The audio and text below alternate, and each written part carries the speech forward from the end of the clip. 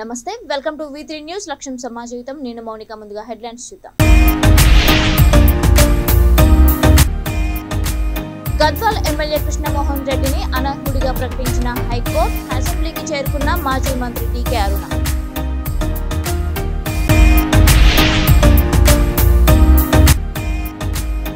సనత్ నగర్ నియోజకవర్గంలో పర్యటించిన మంత్రి తలసాని పలు అభివృద్ధి పనులు ప్రారంభించిన శ్రీనివాస్ యాదవ్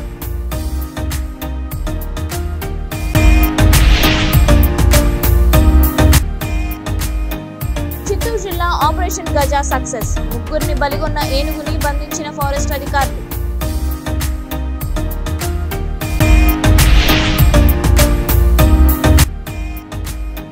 విశాఖ జిల్లా గంగవరం పోర్ట్ కార్మికుల చర్చలు సఫలం మీడియాకు వెల్లడించిన ఏపీ మంత్రి గుడివాడ అమర్నాథ్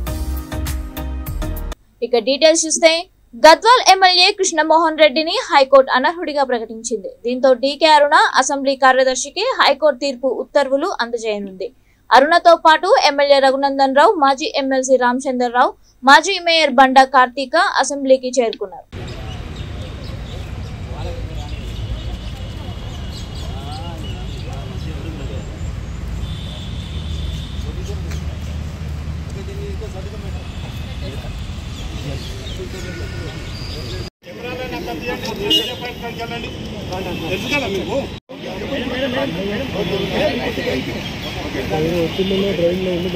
సనత్ నగర్ నియోజకవర్గంలో మంత్రి తలసాని శ్రీనివాస్ యాదవ్ పర్యటించి వివిధ అభివృద్ధి కార్యక్రమాల్లో పాల్గొన్నారు ఇందులో భాగంగా ఉదయం 9 గంటలకు బస్టాండ్ సమీపంలో ఎస్ఆర్టీలో డ్రైనేజ్ లైన్ పనులను ప్రారంభించారు ఆ తర్వాత స్వామి టాకీస్ రోడ్లో వాటర్ లైన్ పనులను ప్రారంభించి నెహ్రూ పార్కును సందర్శించారు అభివృద్ధి పనులు ప్రారంభించిన అనంతరం మంత్రి తలసాని మీడియాతో మాట్లాడుతూ నెహ్రూ పార్కులో గల సమస్యలను వెంటనే పరిష్కరించి రాబో రోజుల్లో నెహ్రూ విగ్రహాన్ని కూడా ఈ పార్కులో ఏర్పాటు చేస్తామని హామీ ఇచ్చారు కాలనీ ప్రజలతో వివిధ సమస్యలు అడిగి తెలుసుకున్నారు ఈ కార్యక్రమంలో అధికారులతో పాటు టీఆర్ఎస్ నాయకులు అధిక సంఖ్యలో పాల్గొన్నారు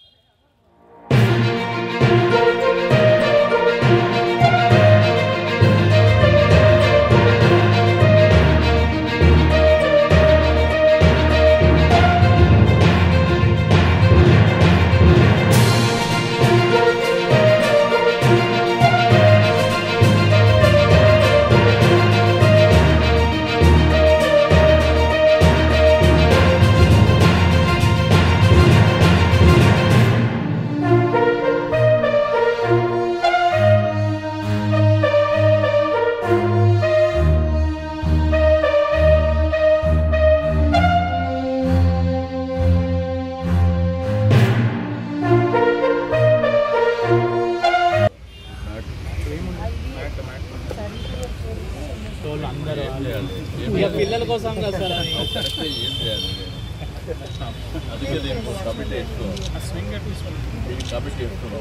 కోసం అని 2వ ఫ్లోర్ నుంచి వస్తుంది మనకి అదేంటంటే అందరూ పెద్దవాళ్ళు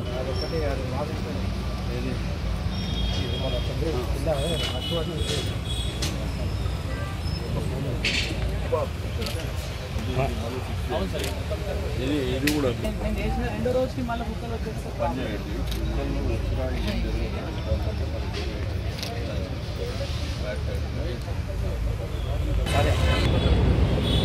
శాంక్షన్ అది చేసుకోవడం అది తీసుకోవడం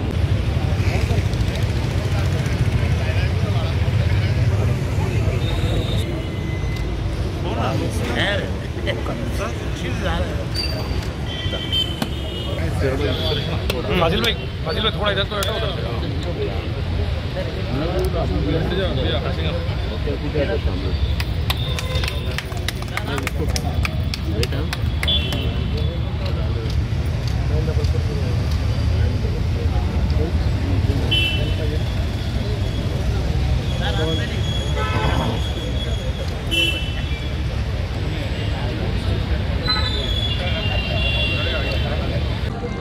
రెండోది సనత్ నగర్లో జరుగుతున్నటువంటి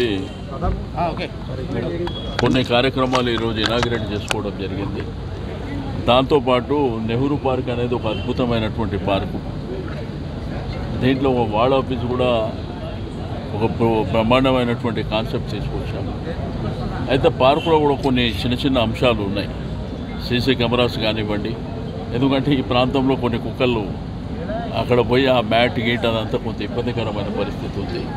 దీంతోపాటు కొంత లైటింగ్ అడిగినారు. రెండోది ఇది పేరే నెహ్రూ పార్క్. మరి రాబో రోజుల్లో నెహ్రూ గారిది ఒక స్టాచ్యూ కూడా ఇక్కడ పెడదామనేటువంటి ఆలోచన ఉంది. అది కూడా చేపిస్తాం. ప్రజల అవసరాలను దృష్టిలో ఉంచుకొని నిరంతరంగా వాళ్ళ కార్యక్రమాలను ఇనిషియేట్ చేయడం, అది ఎంత పెద్ద పని అయినా కానీ చేసుకుంటూ పోతాం. మీరు చూసారు, మొన్న అశోక్ కాలనీలో స్కూల్కు విజిట్ చేసినాం. ఆ స్కూల్కి వెళ్ళినప్పుడు పాపం ఆ పిల్లలకు కొన్ని రిక్వైర్మెంట్స్ ఉన్నాయి. దానికి కూడా 2 కోట్ల రూపాయలు శాంక్షన్ చేయించినాం. 4th నాడు అది మన చిత్తూరు జిల్లాలో ముగ్గురిని బలిగొన్న ఒంటరి ఏనుగును ఫారెస్ట్ అధికారులు ఎట్టకేలకు బంధించారు. గుడిపాలెం మండలం కమ్మతిమ్మాపల్లె సరిహద్దులో చెరుకు తోటలో ఉన్న ఏనుగును మత్తు ఇంజెక్షన్ ఇచ్చి పట్టుకున్నారు. శిక్షణ పొందిన 2 కొంకు ఏనుగుల సహాయంతో ఏనుగుని అదుపులోకి తీసుకున్నారు. ముగ్గురి మృతికి కారణమైన ఏనుగును పట్టుకోవడానికి అటవీశాఖ అధికారులు సిబ్బంది 2 రోజులుగా చేసిన ప్రయత్నాలు ఈరోజు ఫలించాయి. చిత్తూరు జిల్లా రామాపురం వద్ద ఏనుగు సంచరిస్తుందని సమాచారం అందుకున్న అటవీ అధికారులు గాలింపు చర్యలు మొదలుపెట్టారు. చెరుకు తోటలో ఉన్న ఏనుగును గమనించి దానికి మత్తు ఇంజెక్షన్ ఇచ్చి బంధించారు. ఇదే ఏనుగు చిత్తూరు జిల్లాలో గుడిపాలెం మండలం రామాపురంలో వెంకటేష్, సెల్వి దంపతులపై దాడి చేసి చంపివేసింది. దీంతో వారు అక్కడికక్కడే మృతి చెందారు. మరో చోట కూడా ఏనుగు మరో వ్యక్తిపై దాడి చేసి చంపింది. సీకేపల్లి గ్రామంలో కార్తిక్ అనే వ్యక్తిపై దాడి చేసి గాయపరిచింది. వన్యమృగాల పట్ల ప్రజలు ఎప్పుడు అప్రమత్తంగా ఉండాలని డిఎఫ్ఓ చైతన్య కుమార్ హెచ్చరించారు. అనంతరం ఏనుగు దాడిలో మరణించిన కుటుంబానికి ప్రభుత్వం తరపున 10 లక్షల నష్టపరిహారాన్ని అందించారు. ఆపరేషన్ గజా విజయవంతం కావడంతో ప్రజలు, పోలీసులు ఊపిరి పీల్చుకున్నారు.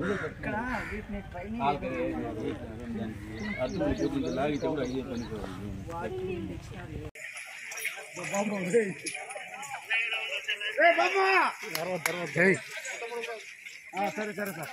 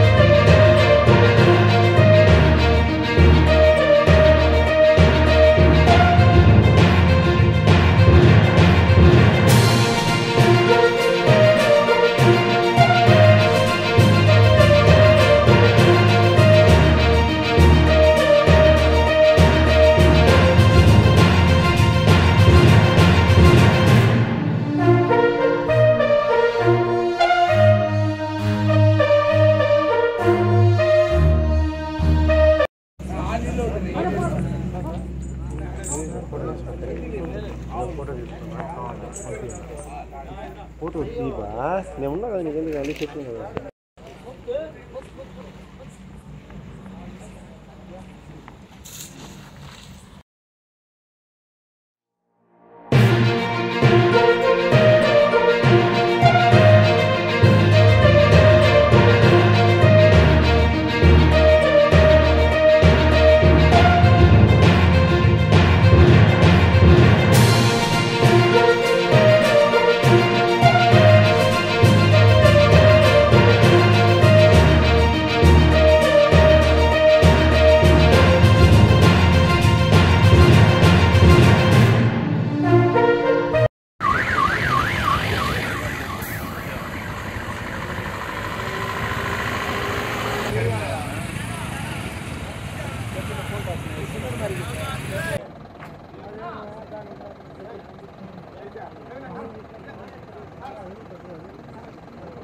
విశాఖ గంగవరం పోర్టు కార్మికుల నేతలతో చర్చలు సఫలమయ్యాయని మంత్రి గుడివాడ అమర్నాథ్ అన్నారు. విశాఖ జిల్లా కలెక్టర్ కార్యాలయంలో మంత్రి సమక్షంలో అఖిలపక్షంతో జరిపిన చర్చలు సఫలమయ్యాయి. ఈ సందర్భంగా మంత్రి అమర్నాథ్ మాట్లాడుతూ గంగవరం పోర్టు సమస్య పరిష్కారానికి చర్యలు తీసుకుంటామని, రేపటి నుంచి కార్మికులు విధులకు హాజరవుతారని చెప్పారు. 2,000 రూపాయల ఇంక్రిమెంట్, 10,000 బోనస్ చెల్లించేందుకు గంగవరం పోర్టు యాజమాన్యం అంగీకరించిందని మంత్రి తెలిపారు. 25 లక్షల ప్రమాద బీమా, 4 కార్పొరేట్ ఆసుపత్రులలో వైద్య సేవలు కల్పిస్తామన్నారు. సమ్మె సమయంలో 22 రోజులకు వేతనం చెల్లింపు ఉంటుందన్నారు. కార్మికులకు మేజర్ హాస్పిటల్స్ లో మెడికల్ ఫెసిలిటీ కల్పిస్తామన్నారు. ఆందోళన చేసిన 5 కార్మికులను బేషరతుగా విధుల్లోకి తీసుకుంటామని మంత్రి అమర్నాథ్ హామీ ఇచ్చారు. ప్రభుత్వం తరపున వారు చేసినటువంటి చర్చలు పూర్తిగా సఫలమవడం, వారికి ఉన్నటువంటి 500 మంది కార్మికులు ఎవరైతే ఉన్నారో వారికి సంబంధించినటువంటి శాలరీస్ ఏవైతే ఎగ్జిస్టింగ్ శాలరీస్ ఇప్పుడు ఏవైతే ఉన్నాయో వాటికి సంబంధించి ఎవ్రీ ఇయర్ ఏప్రిల్ 1కి వచ్చేటువంటి ఇంక్రిమెంట్ అంటే అది 5 to 6.5% వరకు ఇంక్రిమెంట్ ఏదైతే ఉంటుందో అది ఎగ్జిస్టింగ్ రొటీన్గా జరిగేటువంటి ఇంక్రిమెంట్. సో ఆ 5 to 6.5% ఏదైతే ఇంక్రిమెంట్ రొటీన్గా వస్తుందో దాంతోపాటు మరో 1,500 రూపాయలు ఎడిషనల్ ఇంక్రిమెంట్ని ఈ చర్చల ద్వారా వారికి లబ్ధి చేకూరేటువంటి విధంగా మరో 1,500 రూపాయలు అడిషనల్గా వారికి ఇంక్రిమెంట్ ఇచ్చేటువంటి కార్యక్రమాన్ని కూడా అమలు చేస్తూ ఉన్నాం అనేటువంటిది కూడా ఈ సందర్భంగా మనం చెప్పడం వారు అంగీకరించడం కూడా జరిగింది. రెండోది రానున్నటువంటి 10-15 రోజుల్లో ఒక 10,000 రూపాయలు బోనస్ కింద వారికి కార్మికులందరికీ ఇవ్వాలన్నటువంటిది కూడా ప్రభుత్వం యాజమాన్యాన్ని కోరింది. ఆ 10,000 రూపాయలు కూడా అడిషనల్ బోనస్ కింద నెక్స్ట్ 10-15 డేస్లో ఒక 10,000 రూపాయలు వారికి ఇవ్వాలన్నటువంటిది కూడా ప్రభుత్వం యాజమాన్యంతో మాట్లాడడం వారిని కూడా ఒప్పించడం జరిగినటువంటి కార్యక్రమం కూడా మీ దృష్టికి తీసుకొస్తా ఉన్నాం. దాంతోపాటు ఏదైతే ఎవరైనా యాక్సిడెంట్లుగా ఏదైనా సందర్భంలో మరణించినటువంటి గతంలో 5 లక్షల రూపాయలు ఎక్స్గ్రేషియా ఉండేటువంటి కార్యక్రమం సంస్థ నుంచి ఇచ్చేటువంటి పరిస్థితులు ఉండేవి. దాన్ని 25 లక్షల రూపాయలకి యాక్సిడెంట్లుగా ఎవరైనా మరణిస్తే 25 లక్షల రూపాయలకి వారికి వచ్చేటువంటి విధంగా యాజమాన్యాన్ని ఒప్పించేటువంటి కార్యక్రమాన్ని చేశాం. దానికి యాక్సిడెంట్లుగా ఎప్పుడు మరణించినా సరే ఎక్కడ మరణించినా సరే 25 లక్షల రూపాయలు వారికి చెల్లించేటువంటి కార్యక్రమం చేయడానికి కూడా ఒప్పించడం జరిగింది.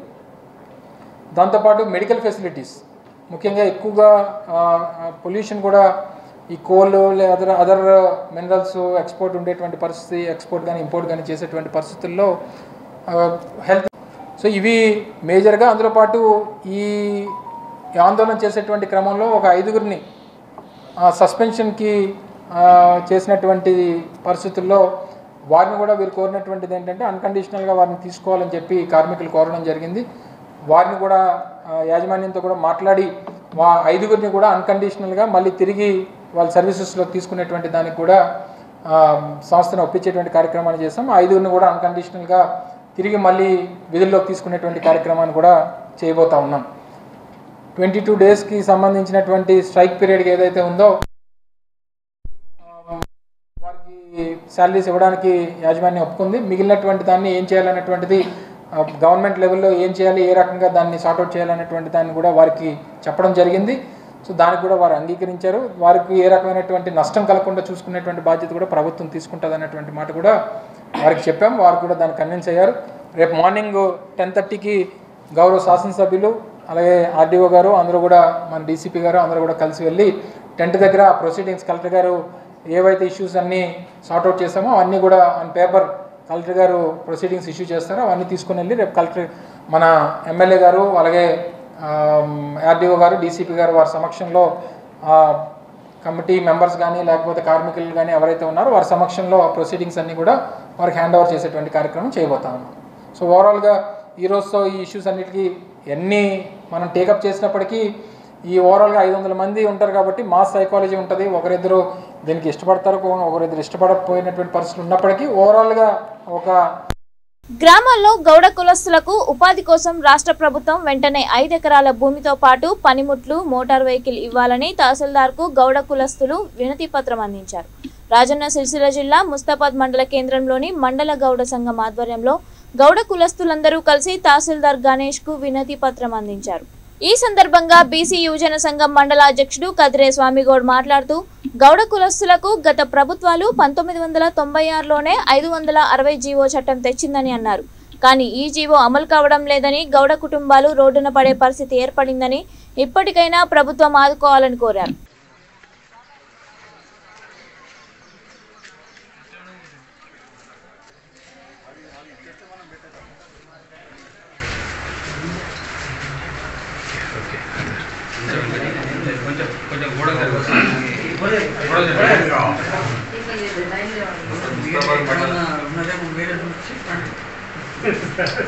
సర్వే ప్రకారం మాకే తెలుస్తుంది సార్, ఐడియా ఉంటుంది.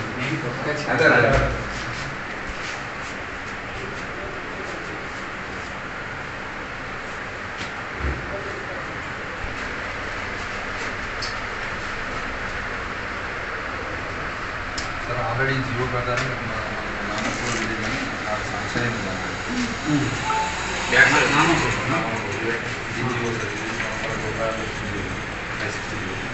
నామపూర్ విలేజ్కి ఆల్రెడీ శాంక్షన్ అయింది, మిగతా విలేజ్లకు కూడా శాంక్షన్ చేయాలి.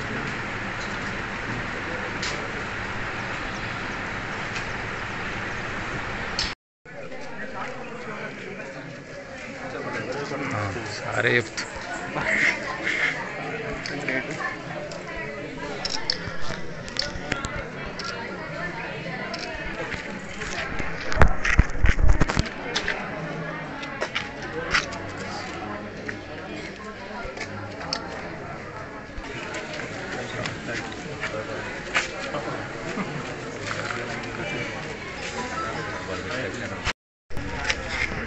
ముస్తాబాద్ మండల గౌడ కుటుంబ సభ్యులందరూ ఈరోజు మన ముస్తాబాద్ రెవెన్యూ ఆఫీస్ ఎంఆర్ఓ గారి దగ్గరికి రావడం జరిగింది. మనకు వాస్తవానికి 1996లోనే అప్పటి ప్రభుత్వాలు 560 అని ఒక జీవో చట్టం తెచ్చి ఊరికి 5 ఎకరాలు గౌడ్స్ కుటుంబాలకు ఇవ్వాలని చెప్పి చట్టం తెచ్చారు. ఆ చట్ట ప్రకారం ఇప్పటికీ ఏడ కూడా అమలు అయితలేదు. వాస్తవానికి అన్ని గౌడ కుటుంబాలని రోడ్డున పడే పరిస్థితి వచ్చింది. ఎందులో కూడా మాకు అసలు ఏ ప్రభుత్వాలు వచ్చినా కూడా గౌడుల పరిస్థితి మారతలేదు. ఇప్పటికైనా ప్రభుత్వాలు ఆలోచించి గౌడు కుటుంబాలను ఆదుకోవాలని కోరుతున్నాం.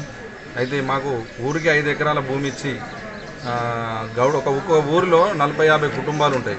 ఒక 5 ఎకరాల భూమిలో ఈత చెట్లు తాటి చెట్లు మేము పెంచుకున్నా కూడా అందరికీ స్వచ్ఛమైన కళ్ళు దొరుకుతుంది, ప్లస్ మాకు కూడా జీవనోపాధి ఉంటుందని మా ఉద్దేశం. అందుకనే మన ముస్తాబాద్ మండల రెవెన్యూ మన ఎంఆర్ఓ గారికి వచ్చి వినతి పత్రం ఇవ్వడం జరిగింది. దయచేసి మన ఎంఆర్ఓ గారు కాకుండా మన ముస్తాబాద్ మండల పెద్దలు కూడా ఏ పార్టీ లీడర్ అయినా సరే అందరూ కూడా గౌడ్స్ కోసం ఇది ఒకటి చేసి గౌడ కుటుంబాలను ఆదుకోవాలి. మాకు కూడా కేటాయించాలి భూమి అని చెప్పి, మరియు మన మోకులు కానీ మాకు వెహికల్ కానీ ఇప్పటివరకు ప్రజెంట్ చేస్తానది. ఇవి మండల సంఘం ఆధ్వర్యంలో మాకు కేటాయించినటువంటి 956 జీవో ప్రకారం 560 జీవో ప్రకారం ప్రతి గ్రామ గౌడ సంఘానికి మేము తాటి ఈత చెట్లు పెంచుకోవడానికి 5 ఎకరాలు కేటాయించాలని ప్రభుత్వ భూమిని ఈరోజు వినతి పత్రం ఎంఆర్ఓ గారికి సమర్పించాం. కాబట్టి దయచేసి ఈ గవర్నమెంట్ కానీ అధికారులు కానీ మాకు 5 ఎకరాల ల్యాండ్ కేటాయించాలని కోరుతూ ఉన్నాం. ఇట్లాగే ఈ పట్టేదారులు వాళ్ళ భూముల్లో ఉన్నటువంటి చెట్లను తొలగించి మా వృత్తికి అన్యాయం జరుగుతూ ఉంది. ఇట్లా అందరూ చెట్లు దిగేసుకుంటా పోతే మేము వీధిన పడే రోజు వస్తుంది. కాబట్టి మాకు 5 ఎకరాలు కేటాయించి మిగతా తాటి వనాలు పెంచుకోవడానికి సహకరించవలసిందిగా కోరుతా ఉన్నాం. పాదయాత్రలో ఎక్కడికి వెళ్లినా ప్రజలు ఆప్యాయంగా స్వాగతం పలుకుతున్నారని షెర్లింగంపల్లి నియోజకవర్గం ఆల్విన్ కాలనీ 124 డివిజన్ కార్పొరేటర్ దొడ్ల వెంకటేష్ గౌడ్ అన్నారు. 8వ రోజు పాదయాత్రలో భాగంగా డివిజన్ పరిధిలోని ఎన్టీఆర్ నగర్, చాలీస్ మకాన్, గాంధీనగర్, గురు గోవింద్ సింగ్ నగర్, కేటీఆర్ కాలనీ, జయశంకర్ కాలనీలలో ఆయన పర్యటించారు. జేహెచ్ఎంసీ అధికారులు స్థానిక ప్రజలతో కలిసి పాదయాత్ర చేస్తూ ఇంటింటికి వెళ్లి స్థానిక సమస్యలను అడిగి తెలుసుకున్నారు. ఈ సందర్భంగా కార్పొరేటర్ మాట్లాడుతూ సీసీ రోడ్లు, డ్రైనేజ్, తాగునీరు వంటి ఎటువంటి సమస్యలు ఉన్నా పాదయాత్రలో భాగంగా నోట్ చేసుకుని త్వరలో పూర్తి చేస్తామని కాలనీ వాసులకు ఆయన హామీ ఇచ్చారు. పాదయాత్ర చేసిన కాలనీలలో పారిశుద్ధ్య సమస్య ఎక్కువగా ఉందని, పారిశుద్ధ్య సిబ్బంది వెంటనే కాలనీలలో ఉన్న చెత్తను శుభ్రం చేయాలని ఆదేశించారు. ప్రజలు కూడా బాధ్యతగా ఉండి చెత్తను రోడ్ల మీద వేయకుండా చెత్త సేకరించే ఆటోలలో మాత్రమే వేయాలని సూచించారు. ఈ కార్యక్రమంలో జేహెచ్ఎంసీ అధికారులు, బీఆర్ఎస్ పార్టీ నాయకులు, కాలనీ వాసులు పాల్గొన్నారు.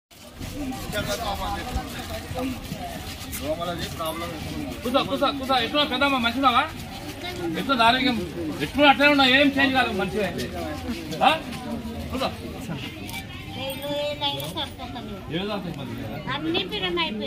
అందుకే నీకు 1000 రూపాయలు కూడా మంచి నీళ్ళు వస్తున్నాయా?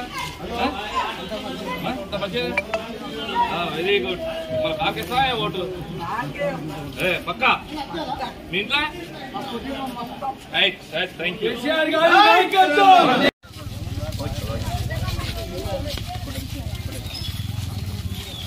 ఇది రోడ్ మీద ఏందమ్మా? గుడి ముంగడ రోడ్ ముంగడ చేయొచ్చుగా? ఎవరేమన్నది మిమ్మల్ని? ఎవరేమన్నది? बड़ा होता है बड़ा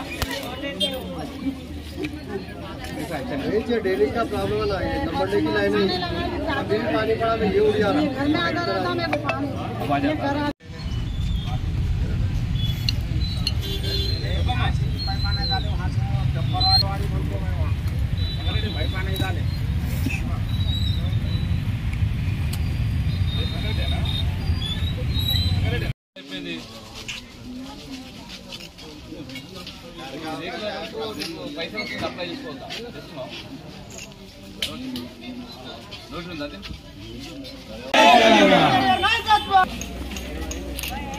अरे जाओ वहाँ पे घर के आके बात करने के लिए जाओ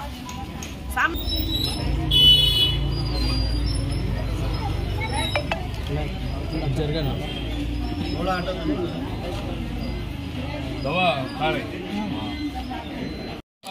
सोचने नहीं है, एक महीने की सोचते थे बुला कल दिए, फिर परसों के बाद पैसा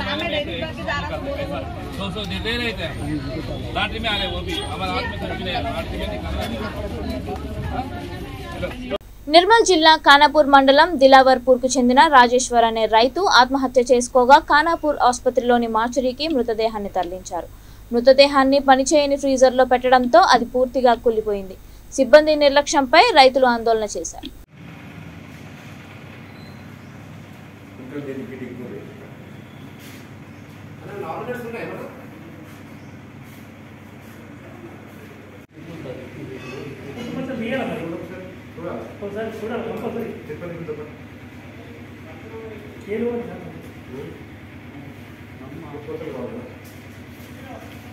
ప్రభుత్వ హాస్పిటల్ సిబ్బంది నిర్లక్ష్యం వలన ఫ్రీజర్ పనిచేయని దానిలో మా బావ బాడీని పెట్టించి మేమే గుర్తుపట్టలేనంత కుళ్ళిపోయిన శవమైంది. 6-7 గంటలలో ఎక్కడన్నా కుళ్ళిపోతున్న శవం. ఇంత దారుణమైన నిర్లక్ష్యమా? ఈ సిబ్బంది మీద చర్య తీసుకోవాలని కోరుతున్నాను. ఈ కరెంటు కోతలు తాము భరించలేమని జగ్గైపేట మండలం అనుమంచిపల్లి గ్రామంలో 65వ జాతీయ రహదారిపై గ్రామస్తులు ఆందోళన చేపట్టారు. సుమారు 2 గంటల దాకా వాహనాలను వెళ్లనీయకుండా రోడ్డుపైనే వారు బైఠాయించారు. కరెంటు కోతలతో తీవ్ర ఇబ్బందులు పడుతున్నామని, తమకు 24 గంటల కరెంటు ఇవ్వాలని గ్రామ ప్రజలు ఆందోళన నిర్వహించారు.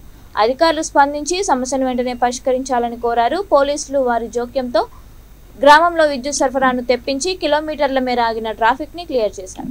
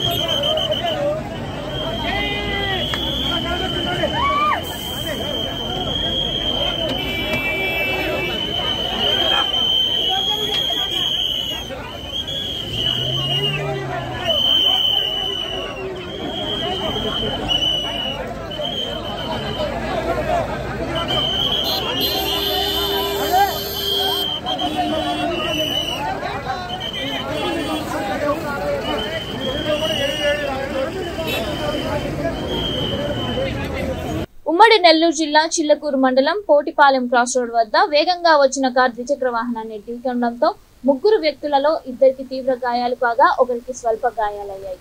సురేష్, జగదీష్ కు తీవ్ర గాయాలు కాగా 3వ వ్యక్తికి స్వల్ప గాయాలయ్యాయి. నాయుడుపేట నుండి తిక్కవరంలో ఉన్న అక్కకు రాఖీ కట్టి తిరిగి వెళ్తున్న సమయంలో ఈ ప్రమాదం జరిగింది. చిల్లకూరు పోలీసులు కేసు నమోదు చేసుకుని దర్యాప్తు చేస్తున్నారు.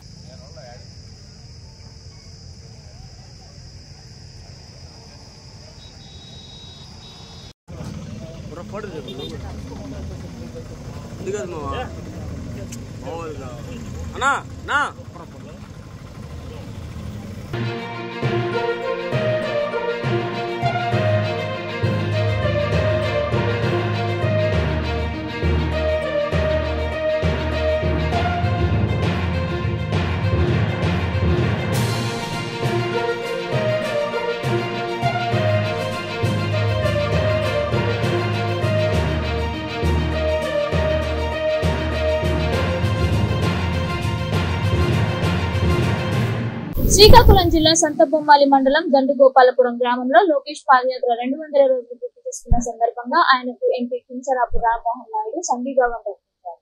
ఆయన టెక్కలి నియోజకవర్గం ఎమ్మెల్యేగా ప్రాతినిధ్యం వహిస్తున్నారు. ఆ తర్వాత ఎంపీ కించరాపు రామ్మోహన్ మాట్లాడుతూ రాష్ట్రంలో రాక్షస పాలన కొనసాగుతోందని ఈ పాలనకు ముఖ్యమంత్రి చంద్రబాబు బుద్ధి చెప్పే టైం వచ్చిందన్నారు. బాబు 2024లో సంతకం చేయడం ఖాయమని అన్నారు. పులివెందుల పులిబిడ్డ జగన్మోహన్ రెడ్డిలో వేడి కదులుతుందని ఎద్దేవా చేశారు.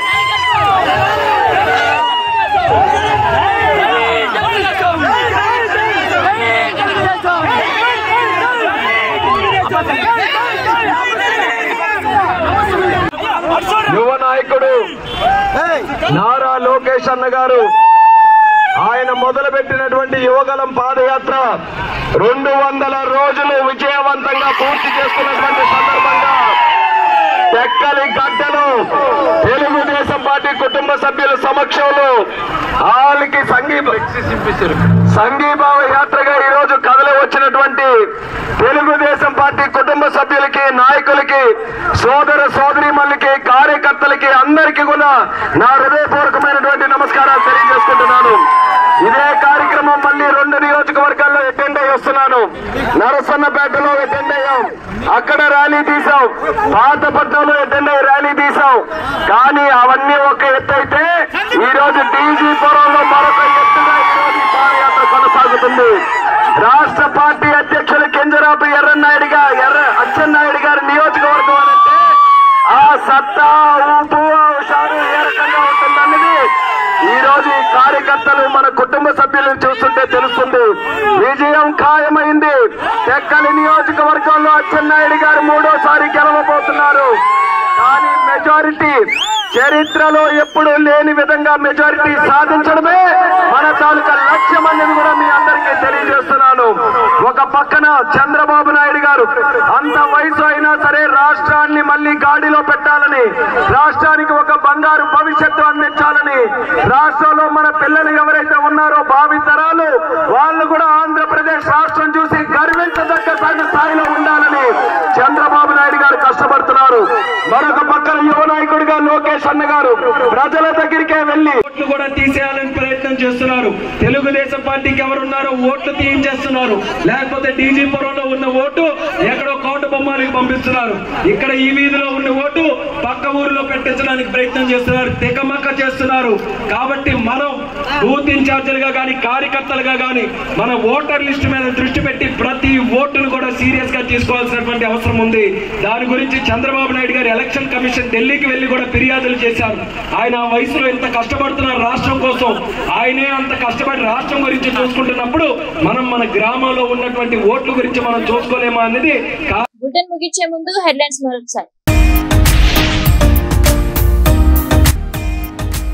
గద్వాల్ ఎమ్మెల్యే కృష్ణమోహన్ రెడ్డిని అనర్హుడిగా ప్రకటించిన హైకోర్టు. అసెంబ్లీకి చేరుకున్న మాజీ మంత్రి టీకే అరుణ.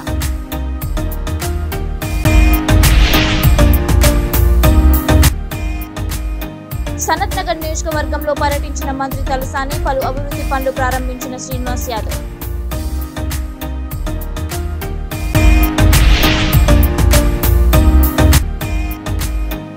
చిత్తూరు జిల్లా ఆపరేషన్ గజా సక్సెస్, ముగ్గురిని బలిగొన్న ఏనుగుని బంధించిన ఫారెస్ట్ అధికారులు.